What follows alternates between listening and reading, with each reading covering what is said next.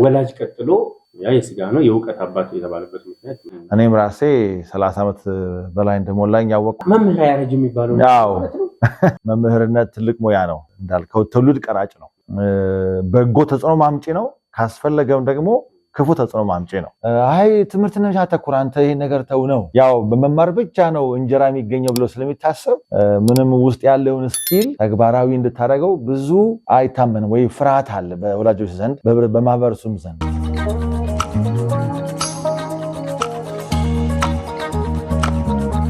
ሰላም ጤና ይስጥልኝ የተከበራችሁ ተመልካቾቻችን ይህ ኮምፓስ የተሰኘው ፕሮግራማችን ነው እንኳን ወደ ኮምፓስ 360 ዲግሪ ዕውቀትን የምታገኙበት የዕውቀት መድረክ በሰላም መጣችሁ ዛሬ ከኛ ጋር የሚገኙት እንግዳ በትምህርት ዘርፍ ላይ ከ30 ዓመት በላይ በከፍተኛ ልምድና በከፍተኛ የትምህርት ስርዓት ውስጥ በመምህርነትና ከትምህርት ጋር በተያያዙ ጉዳዮች ላይ በቂ ልምድ ያላቸው በመምህራን በተማሪዎች በወላጆችና በትምህርት ቤት አስተዳደር እንዲሁም በተለያዩ የሥራ ዘርፍ ላይ ከፍተኛ ልምድ ያላቸውና ተወዳጅ የሆኑ እንግዳ ነው አብረው የሚገኙት ከሳቸው ጋር እንግዲህ ጥሩ ቆይታ እናሳልፋለን በተለይም ደግሞ በትምህርት ስርዓቱ ላይ ከትምህርት ጋር በተያያዙ ነገሮች ከሳቸው ልምድ በመነሳት በትምህርት ዘርፍ ላይ ያላቸውን ልምድ ተሞክሮ እንዲሁም ደግሞ ያሳለፉትን የትምህርት ስርዓቱን በተመለከተ በመምህራን በተማሪዎች በወላጆችና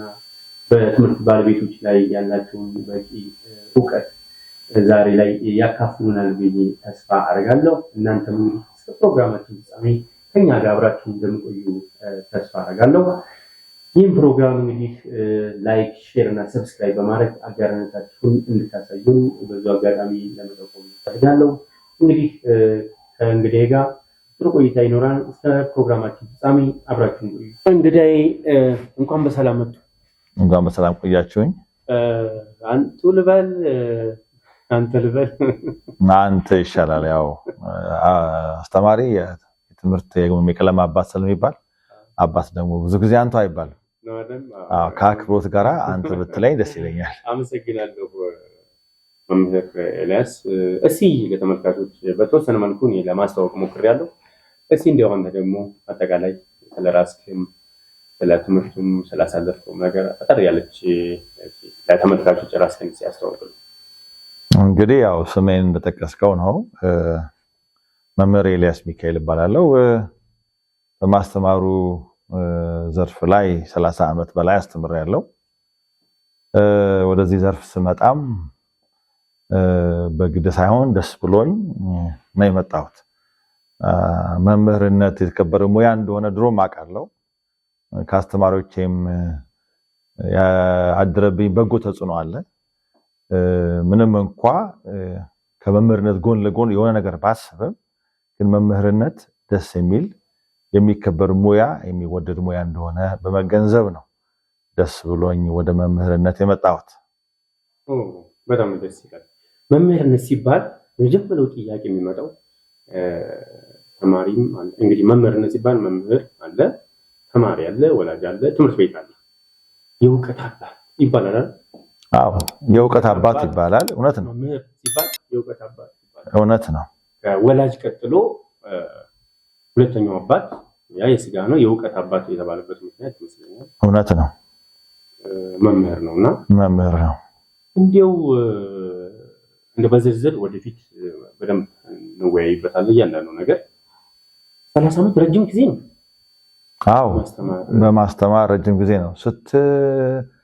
ስትቆይበት ወደው ስትሰራው ረጅም ዓመት አጭር ነው ይመስላል እኔም ራሴ 30 ዓመት በላይ እንደሞላኝ ያወቅኩት በቅርቡ ነው ያው በተለያየ አጋጣሚ የሥራ ልምድ ስጠየቅ ያው ቤተሰብ ስላለኝ ልጆቼም በተለያየ አጋጣሚ ጠይቆኝ ጓደኞቼም ምናምን በተለያየ አጋጣሚ አንተ በዚህ ሙያ ላይ ምን ያህል ቆየ በሚለው ሰዓት ነው እንዴ ቆየው እንዴ ብዬ ስቆጥረው 30 ዓመት ያለፈኝ እንጂ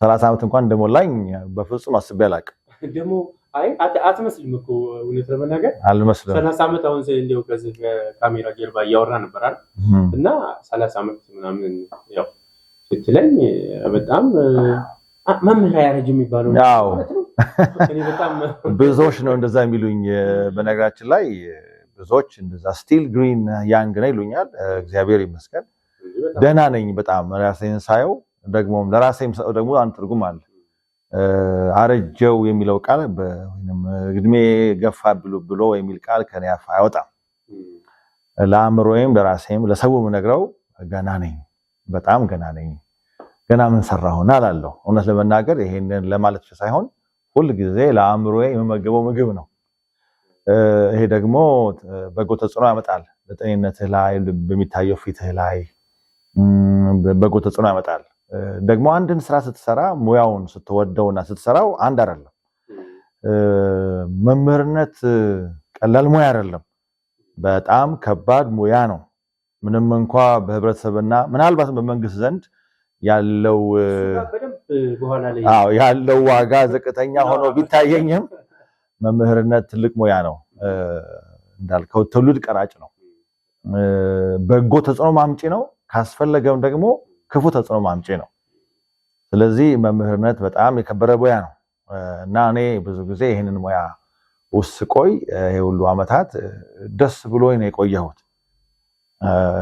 ደስታይም ጭምር ነው ምንም እንኳን አሁን ግን ትንሽ እየከበደ ይመጣል እናወራለን በደንብ በዝርዝር እናወራበታለን ተመልካቾቻችን እየተከታተላችሁ የምትገኙት ኮምፓስ የተሰኘው ፕሮግራማችን ነው እንግዲህ አጠገቤ የሚገኙት እንግዳ በመምህርነት እና ከትምህርት ጋር በተያያዙ ጉዳዮች ላይ ከ30 ዓመት በላይ ያስተማሩና ከፍተኛ ልምድ ያላቸው እንቁ መምህር ናቸው በተለያዩ የግልና የመንግስት ትምህርት ቤቶች በይበልጥም በግል ላይ ነው ይበልጥ በግል ትምህርት ቤቶች ላይ ከፍተኛ ተወዳጅነትን በስራ ኃላፊዎቻቸውም በወላጆችም በተማሪዎቻቸውም የተመሰከረላቸው መምህር ናቸውና እኛም እንግዲህ ወደዚህ ፕሮግራም ስንጋብዛቸው ያው እነኚህ ነገሮች ታሳቢ አድርገን ነው አሪያ ይሆናሉ ተሞክሯቸውን የስራ ልምዳቸውን በመምህርነት ምክንያቱም የመምህርነት ስራ እንደሚታወቀው ከሰው ጋር ያው ሰውን መቅረጽ ነው ትውልድን መቅረጽ ነውና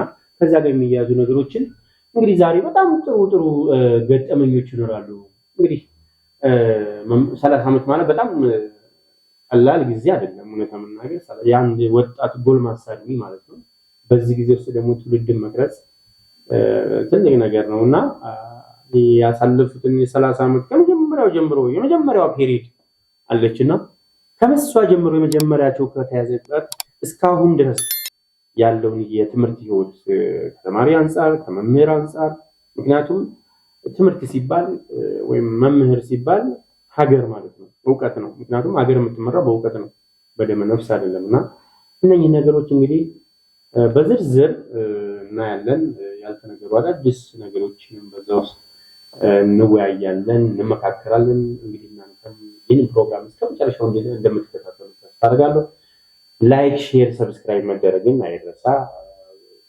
ይህ ፕሮግራም እንግዲህ ለሁሉም ተደራሽ እንዲሆን ደግሞ ሼር እንድታደርጉ በአክብሮት እንጋብዛለን ኮምፓስ እንግዲህ 360 ዲግሪ ሮቴት እያደረገ በተለያዩ የሙያ ዘርፎች ላይ የተለያዩ አሪያ የሚሆኑ ለፕሮግራሙ ይመጥናሉ ያልናቸው እንግዶች ያቀረበን ማህበረሰባችንን ትውልዱን ለማስተማር ያዘጋጀነው አዲስ ፕላትፎርም ነውና እንግዲህ ይህንን ፕሮግራም ሼር እንድታደርጉ በአክብሮት ጋብዛለሁ ፕሮግራማችን አሁን ይቀጥላል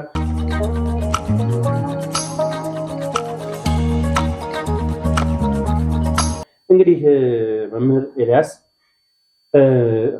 ማስተማር ማለት እንግዲህ ትውልድ ነው ዜጋ ነው ሀገርን መቅረጽ ነውና በተለይ መምህር ሲባል የዕውቀት አባት ይባላል ከወላጅ አባት ቀጥሎ መምህር እንግዲህ ሁለተኛው አባት ነው ወላጅ አባት የስጋ አባት ነው መምህር ደግሞ እንግዲህ የቀለም የዕውቀት አባት ነውና እንደው ወደኋላ 30 ዓመት ማለት እንግዲህ ወደኋላ ለመልሰህና እንዲህ መጀመሪያ ከዛ በፊት ግን እንደው መምህርነትን መርጠው ነው እንዴት ወደ መምህርነት ልትገባ ቻልክ መምህርነት ውስጥ እንደው እቺን ፊሊንግ ብትነግረን ከዛ ሲቀጥል ደግሞ እንደ መጀመሪያዎችን ጊዜያት መቼም ዛሬ 30 ዓመት ማለት በእርግጠኝነት ታዮቹ አካባቢ ሆነ ነው የሚጀምረው ያስባለውና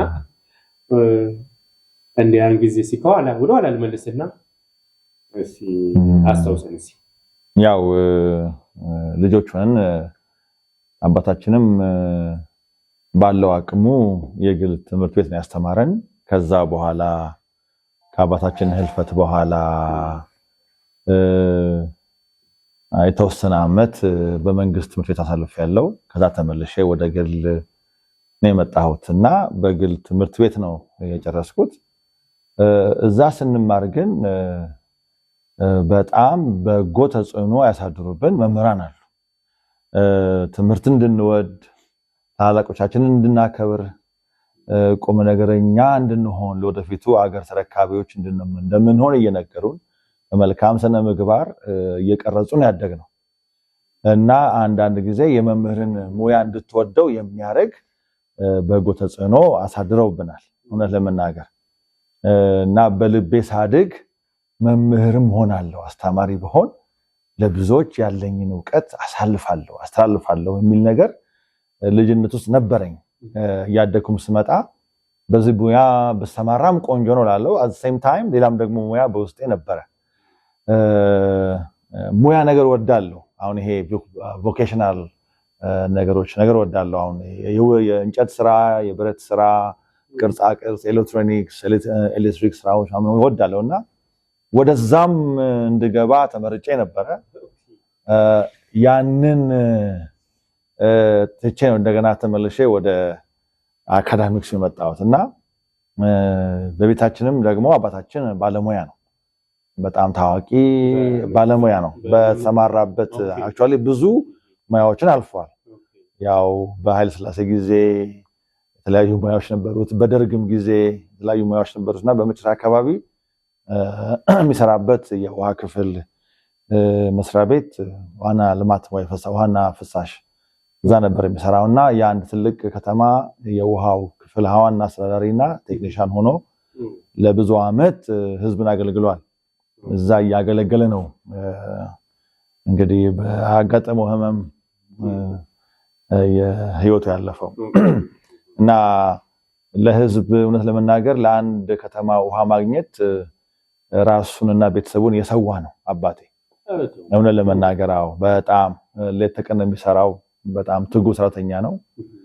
ከኛ ከልጆቹ በጣም ብዙ ጊዜ ይርቅ ነበረ። ያው መሄድ ነበረበት 3 ወር 4 ወር ቆይቶ ነው የሚመጣው። ግን ቢሆንም ሲመጣ ማንኛውም መልካም ነገር እያደረገ በምን መልኩ ነጋችንን መስራት እንዳለብን እየመከረን በተቻለው መጠን አስፈላጊ ነገሮችንም ያቀርብልን ያደግነው እና ከአባታችንም መልካምን አርአያን ተመረናል እና ወደዚህ ሙያ እንድመጣ እንግዲህ ስመለስለት መምህራኖችን ተጽዕኖ አድርገውብኛል። ከዛም በእኛ ጊዜ እንግዲህ ግሬድ 12 ስትጨርስ እንትን አለ መሰረተ ትምህርት ዘመቻ አለ ወይንም ማይምነትን ማስወገድ የሚል በደርግ ጊዜ ዘመቻ አለ። ዘመቻ ነው እንጂ ዘመቻ ይወጣል። በየ2 ወር ትዘምታለህ። መንግስት ይመድብሃል፣ ገጠር ይመድብሃል፣ ከተማ ይመድብሃል። ካለፈ በኋላ ውጤት የሚሰጥህ እና ዩኒቨርሲቲ ጆይን የምታደርገው ካለፍክ ያን 2 ወር ዘመቻ ከዘመትክ በኋላ ነው። ስለዚህ ማንኛውም ግሬድ 12 አስተማሪ ይሄን ዘመቻ ይቀላቀላል።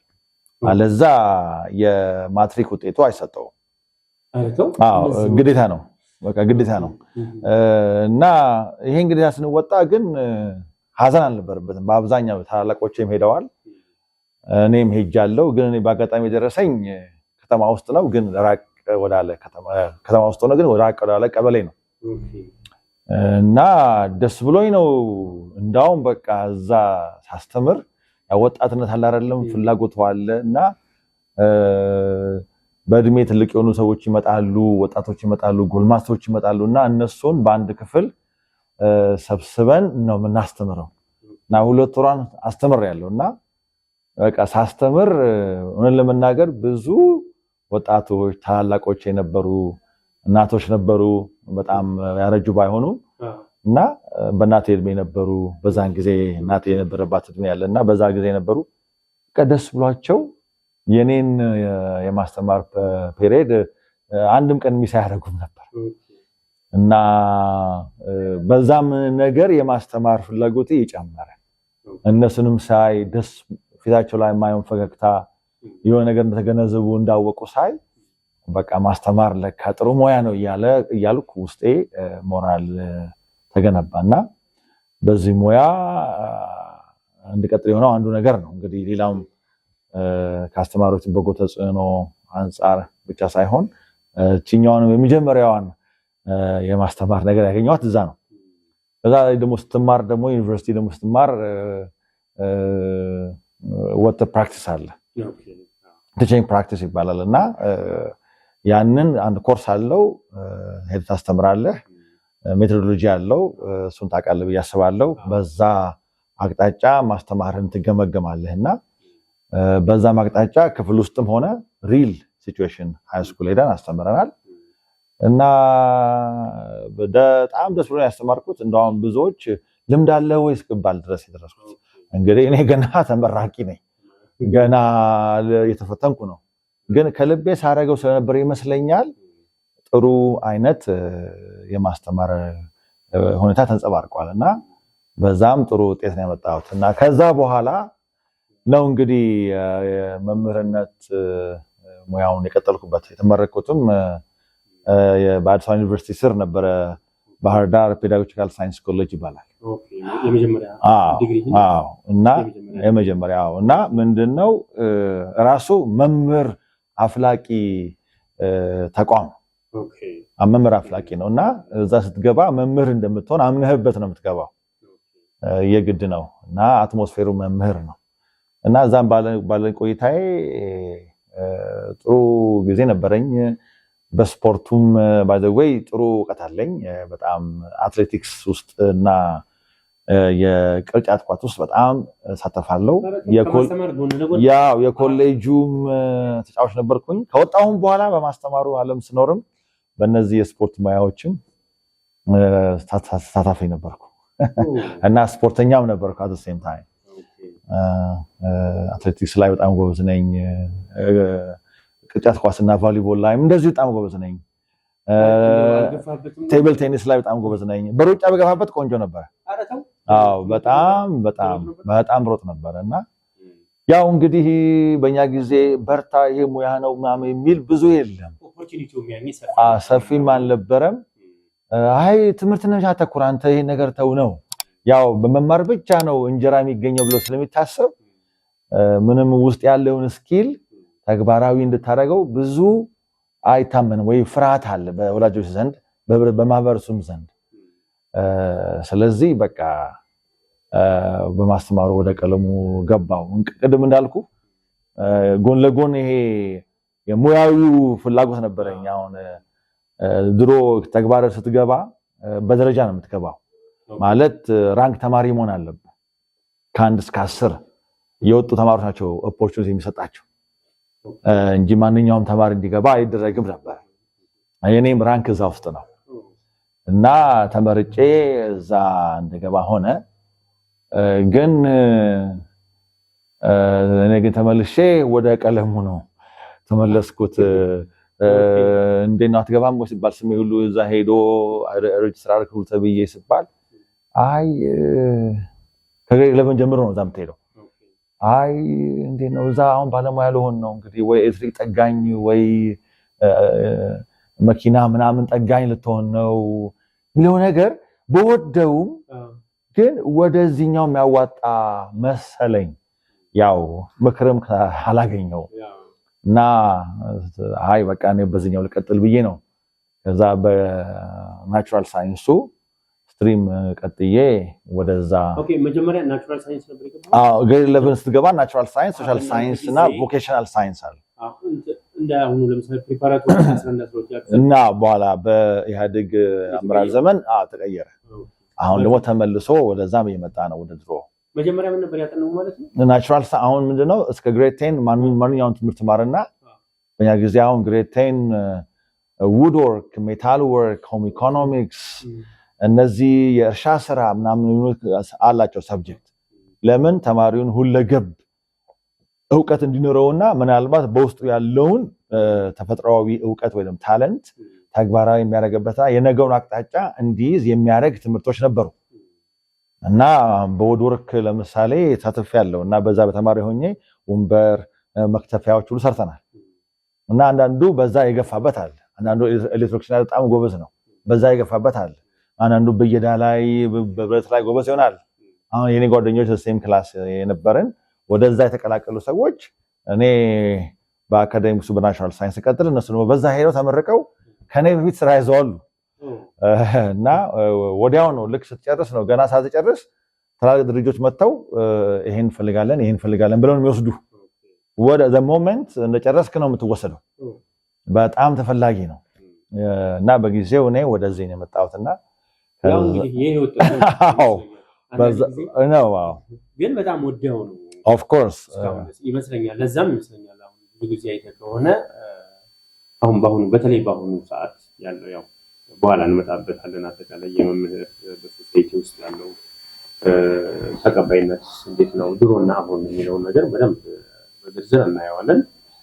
በፊት እንግዲህ ለመምህራን የሚሰጠው ባሉ በሀገር አቀፍ ደረጃ በሶሳይቲው ከተማሪው አንፃር ኢቭን ከወላጆቻችን አንፃር ራሱ መምህርነትን እንደ ትልቅ ፕሮፌሽን ተደርጎ ነው። በእርግጥ አሁንም ትልቅ ፕሮፌሽን ነው ይታወቃል። ግን ደግሞ ዘመን ደግሞ በራሱ የሚቀይረው ነገር አለ። ጊዜ በራሱ የሚያመጣው ነገር አለ። አሁን ላይ በተለይ ቴክኖሎጂው አለ። በጣም ብዙ ነገሮች ተቀይረዋል። ያው የእናንተ ጊዜ ነው አሁን የተወሰነ እኛ የደረስንበት ጊዜ የተወሰነ ነገር ስለማስብና እንደው ግን ማለት ያው እንደው ከዚህ ጋር ሳልወጣ ያቺ ወደ መምህርነት እንድትገባ ያደረገ አንደኛ ሞቲቬት ኢንስፓየር ያደረገ አንደኛው ያው የመምህራኖችህ አንዳንድ ጊዜ ሳምፕል ምን ወስደዋል ምሳሌ የሚሆኑ ሰዎች አሉ በስራችን ላይ በህይወታችን እና አንተ ደግሞ መምህራኖች ናቸው ብለኛል። ያንተም ደግሞ ፍላጎት የቤተሰብም እና ደግሞ ኦፖርቹኒቲዎች በነበሩት እንዳሁኑ ረጅም ጊዜ ማለት ብዙ አማራጭ የለም በዛ እና እንደው ከገባህ በኋላ ግን እንደው ቻሌንጅ የገጠመህ ነገር አለ ማለት እንዳሰብኩ ያልሆነልህ የተፈጠረበት ጊዜ ነው?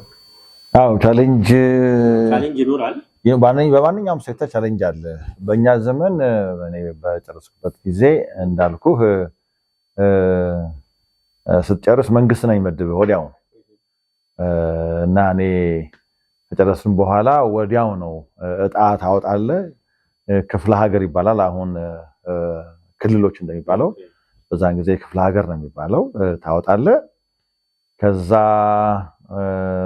ደግሞ አውራጃ ደግሞ ይባል ነበረ ወይም ወረዳ ይባል ወደዛ ነው የምትሄደው። ደግሞ እዛ ደግሞ ስትሄድ ታወጣለህ እንደገና እጣ ወጣውተ ነው ኤግዛክትሊ የት ትምህርት ቤት እንዳለ የከተማ እንዳለ የምታውቀው እና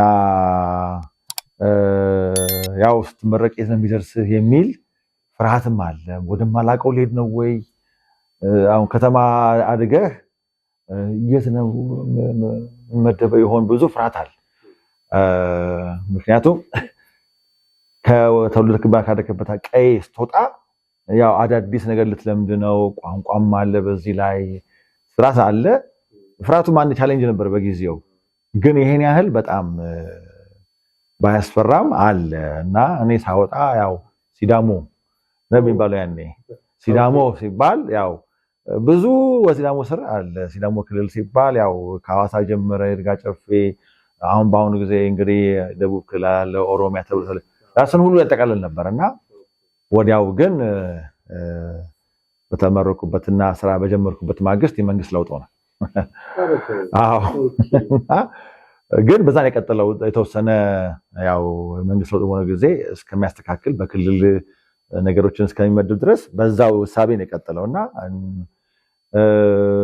ካወጣሁት በኋላ እኔ ደረሰኝ ወደ ሞያሌ ጠረፍ ያቬሎ የሚባል ከተማ ነው።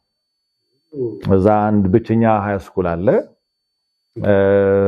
የአካባቢው በአጠቃላይ ሰዎች ሃይ ስኩል ያለው እዛ ቦታ ብቻ እና ከብዙ ከተሞች ይመጣሉ ከገጠር ከተሞች።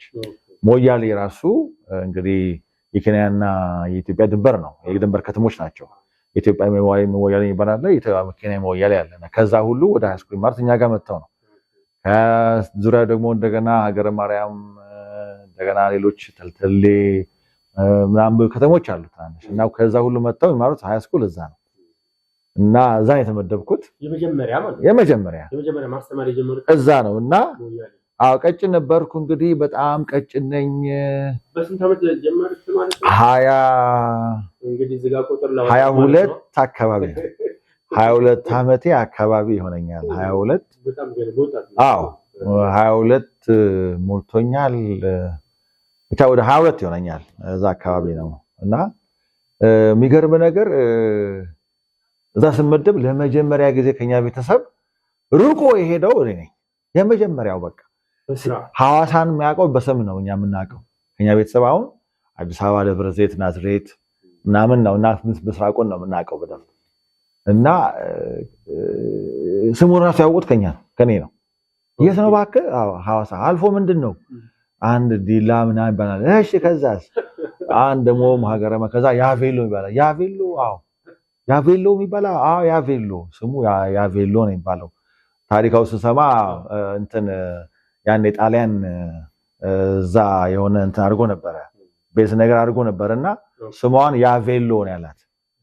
ያቬሎ ነው የሚባለው። ከዛ ያው የአካባቢው ሰው የቦረና ምድር ናትና ያቬሎ ይሉታል በእነሱ አጠራር። እኛ ግን ያቬሎ ነው የምንለው።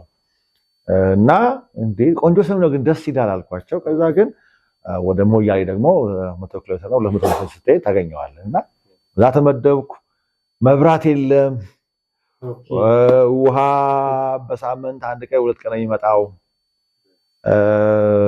ትራንስፖርት መኪና ምናምን በጣም ብርቅ ነው። አውሮፕላን እንዳየ ቁጥር መኪና ስታይ እና ወደዛ ነው የሄድነው። እዛ ስመደብ እንግዲህ በጣም ቀጭን ነበርኩና ትዝ ይለኛል መስከረም ላይ ነው ስራ እንድንጀምር የተነገረን። ግን ደግሞ የታሰበልን ከሐምሌ ጀምሮ ነው።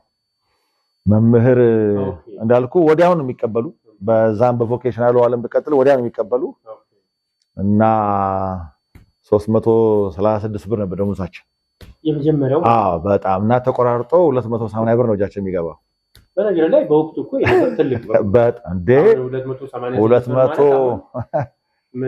280 ማለት እኮ ሞጃ ነህ እንዴ ትቀልዳለህ? 280 ብር ነው እጃችን የሚገባው። እና እዛ ገባው እና ትዝ የሚለኝ አንድ የሚያስቅ ገጠመኝ። እንግዲህ ገጠር ተማሪዎች የተለያዩ ናቸው ሳይታቸው። አንዱ ረጅም አለ፣ የገበሬ ልጆች አይደሉም። የቦረና አካባቢ የሚታወቀው ያው ከብት እርቢ ነው።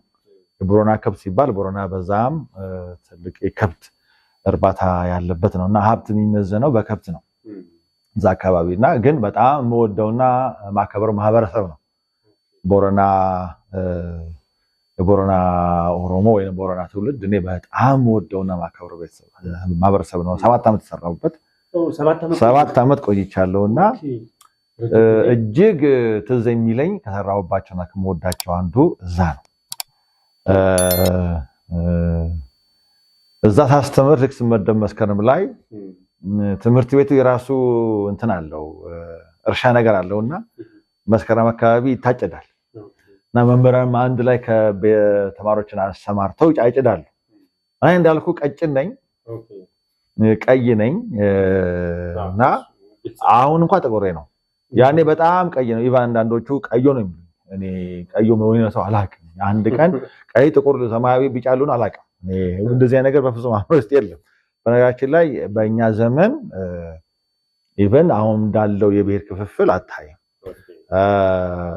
አማርኛ ካልቻልክ አማርኛ ችለው የሚባለው ከላይ እንደ አይነት ዘር ነው እንደ አይነት ዘር ነው ብሎ የመገፋፋት መለያየት። ማንም የማንም ጓደኛ ማንም የማንም ቤት ሄዶ ይበላል ከተጋበዘ። እንደዚህ ልዩነት፣ መከፋፈል፣ መጠማመድ፣ ዘሩ እንደዚህ በፍጹም አናቅ። እኔ ራሴ ምን እንደሆንኩ ሳላቅ ነው ያደረኩት። ምንድነው የሚነገረን? ኢትዮጵያዊ መሆናችን ነው የሚነገረን። በቃ ኢትዮጵያዊ ሀገራችን መዋደድ እንዳለብን፣ መከባበር እንዳለብን፣ አብረን መስራት እንዳለብን ነው እኛ የተነገረን እንጂ ከኔ ጋራ አረብ አርሶ ተምሯል። የአረብ አባት ያለው ኢትዮጵያዊ የሆነ ተምሯል። እንግዲህ አሁን እንዳለው ኦሮሞ፣ ሶማሌዎች ተምረዋል።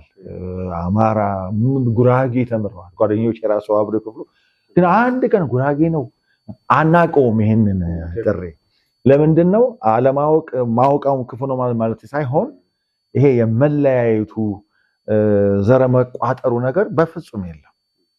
በፍጹም ኢቭን ከወደ ማስተማር ሲሄድ ራሱ አብረን የኖርነው ከተለያየ ብሔር ጋር ምንም አንድ ቀን ልዩነታችንን አውርተን አናውቅም። እና ወደ ዋናው ልመልስልህና ወደ አጨዳው ስንሄድ እንግዲህ እኔ አነስኩባቸው መምህር አልመሰልኳቸው እና ወደ ዞር በል እንጂ ምን መንገራሸት ቆማለህ ብለው አንዱ ገፋ አረገኝ። ዞር በል እንጂ ምን ወይ ተሸከም ወይ ምናምን አለኝ። እኔ ልሸከም ነው ገና አዲስ ነኝና ለመሸከም የትኛውን ነው ያልኩ ነው። ወደዛ ዞር በል እንጂ ልክ ሲገፋኝ አንደኛው ለካ አውቋል አስተማሪ ሆንክ ነው። አዎ እንዴት ዳወቀ ማለት አንተ መምህር እኮ ነው አለ። እንዴ እሱ አለው ብሎ ነው እንትን ያለኝ። እንግዲህ እንደው ይበልጠኛል እኮ በቁመት ይበልጠኝ ነበርና በወፍረት ይበልጠኝ። እኔ እንግዲህ ቀጭሬ ነበር ከነዚህና ይቅርታል ማለት አልገመተም በጣም እና ይሄን ያህል ትንሽ ነኝ እንዴ ብዬ ሳኩ በራሴ አልተቀየምኩ አላዘንኩ እንዴት አላከበረኝ ማላልኩምና አለካ አልመስልም እንግዲህ መምህር እንድመስል ምን ማድረግ አለብኝ ብዬ አሰብኩ። ግን ያው አልተጨነኩበትም እና እዛ ሳስተምር እንግዲህ እንዳልኩ በጣም ወደውኝ እጅግ የተወደድኩበት የተከበርኩበት በማስተማር ሙያ አንዱም እዛ ነው እና አንዱ ገጠመኝ ትዝ የሚለኝ ነውና ያለኝን ነገር ከማካፈል ወደኋላ አንዱ በተፈጥሮ እና መወደው እግዚአብሔርም ሰጠኝ ብዬ ይሄንን ሸክም ወይ ስጦታ ባስበው ያወቅኩትን የተማርኩትን ለትውልዴ ለተማሪዎች ይጠቅማል ያልኩትን ከቀለም ትምህርቱ ባሻገር ስለነገ ህይወታቸው ስለሚኖራቸው ማናቸውም ነገር ስለሚገጥማቸው እንዴት ፌስ ማድረግ እንዳለባቸው እናገራለሁ። ይሄን ነገር ማካፈል በጣም ደስ ይለኛል። እኔን የጠቀመኝን እነሱን ደግሞ ይጠቅማል ብዬ ስለማስብ አልቆጥብም እና እንዲህ አይነት ጥሩ ገጠመኝ አለ። ቻሌንጁ ምንድን ነበረ? ያው አልነበረም መብራት ታውቃለህ፣ ስንሄድ መብራት የለም እና አልፎ አልፎ አለ ጄኔሬተር ምትበራ የእንትን ጄኔሬተር አለና እሱ ሲበራ በቃ ከተማው ዱዱዱ የሚለው በቃ በጣም የድሮ ጄኔሬተር ነው። እንዳውም የተባልኩት የሆነ የሱን እኮ ነው ወደ ኤሌክትሪክ ቀይረውት። እሷ አንዳንዴ ትበራለች። ምትበራው ለ3 ሰዓት ያክል ብቻ ናት። እሷም በቃ የሆነ ጭልጭል ናት። በቃ በራ ብለን አጨበጭባለን እንጂ በተረፈ ፋኖስ ነው የምጠቀመው ወይ ኩራዝ ነውና ፋኖስ ገዝቻለሁ። ያው እንግዲህ ጧጧት ተነስተህ አጸዳለህ እንግዲህ ውስጥህን አጸዳለህ። ጥላሸት አለ አይቆፍንም። በቃ ለምንድን ነው አርገታት ውስጥ ውሃ ከተአጥበህ ምናምን ነው የምትሄደው። መታመም እንደዚህ እንዳሁን እኮ ምን አሁን በምቾት ዓለም ውስጥ እንግዲህ እንደዚህ አይነት በተመሳሳይ ህይወት ውስጥ በሽታውም ችግሩም ምኑ የሚመጣው እኮ አሁን ላይ ነው። እውነት ነው። እንደ ወደ ኋላ ሞር ደግሞ ኤክስፒሪየንስ ታውቀዋለህና ያን ጊዜ ለበሽታ የመጋለጥ ኦፖርቹኒቲው በጣም ጠባብ ነው። እንዳሁኑ የውሃ ሁኔታ ጥራት፣ ትራንስፖርቱ ባልተመቻቸበት ሁኔታ፣ የትምህርት ስርዓቱ እንደዚህ ዘመናዊ ባልሆነበት፣ ቴክኖሎጂ በሌለበት ሰዓት ያን ጊዜ እንደዚህ እኮ በቃ ብለህ የበሽታው ቁጥሩ ራሱ በጣም አናሳ ነው። እንደዚህ ጎጂ እንግዲህ አሁን እንደነገርኩኝ አፍንጫ ውስጥ እየገባ በፋኖስ በጋዝ በፓራል እየተጠና ግን የአፍንጫ ፕሮብሌም ሳይነስ ምናምን ብዙ ምንድነው አንድ ጥሩ ሽታም እኮ ሸተው እኮ አፍንጫን ሳይነስ ወይም ደግሞ እንደዚህ ራሱ ይችላል። አይገርም? በጣም እውነት ነው። የሚገርም ነው። የእግዚአብሔር ምሕረት ነው የምለው ነው። የእግዚአብሔር ምሕረትና ጥበቃ እኛም ደግሞ ለነገሩ ያለን መሰጠት ነውና ከኔ ጋር ያሉ መምህራንም ሲያማሩ አታያቸውም። በቃ ሲሰሩ ነው የምታያቸው ማለት በቆይታ ሲኒሮቼ ግን ያው ዝውውር ይጠይቃሉ። ዝውውር ብዙ ጊዜ ይከለከላል። ያው እናንተ ሄዳችሁ ማን ይመጣልናል ስለሚባል ቆይታ አልነበረንና እንዳውም እኔ የሚገርም ነገር እርሻ ሁሉ ሞክሬያለሁ። እዛ ከአንድ መምህር ጋራ እስቲ ለምን አንዱን ክረምት እርሻ እንዘራም ብለን 2 ጥማድ በሬ ከስኩሉ ተከራይተን አርሰናል። ኮምፓስ የተሰኘው ፕሮግራማችን ነው እንግዲህ በዛሬው ዕለት የዛሬው እንግዳችን ተወዳጁ መምህር ኤልያስ ጋር የነበረን ቆይታ አሁንም እንደቀጠለ ነው። ያላችሁልን ተሞክሮ በትምህርት ላይ በተማሪዎች በመምህራን በትምህርት ላይ አጠቃላይ በስርዓቱ ላይ ያለውን ሁኔታ እየዳሰስን እየተወያየን እንገኛለን። እንግዲህ እስከ ፕሮግራማችን ፍጻሜ አሁንም ቆይታችሁ ከኛ ጋር እንዲሆን እንጋብዛለን። ይህን ፕሮግራም ተከታተሉ፣ ላይክ፣ ሼር፣ ሰብስክራይብ በማድረግ አጋርነታችሁን ከኛ ጋር እንድታሳዩ በአክብሮት ጋብዛለሁ። አሁንም ቆይታችን ይቀጥላል። መልካም ቆይታ።